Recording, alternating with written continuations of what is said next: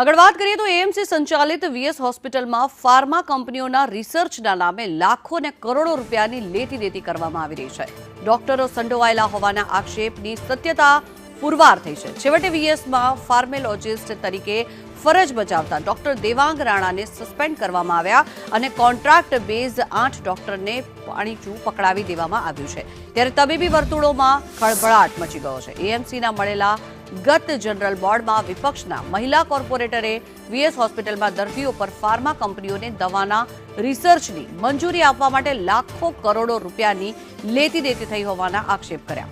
તેમજ આ કૌભાંડમાં વીએસના ડોક્ટરો પણ સંડોવાયેલા હોવાના આક્ષેપ કરવામાં આવ્યા છે. જેના પગલે બીજેપીના સત્તાધીશોએ વીએસ હોસ્પિટલમાં કયા પ્રકારની ગેરરીતિ થઈ તેની તપાસ માટે એક કમિટી બનાવી અને તાત્કાલિક તપાસ હાથ કરાવી હતી. ત્યારે આ કમિટીના રિપોર્ટમાં જણાવાયું હતું કે વીએસ હોસ્પિટલમાં દર્દી પર ક્લિનિકલ રિસર્ચમાં ગેરરીતિ અને નાણાકીય વ્યવહારોની અનિયમિતતા પુરવાર થઈ છે.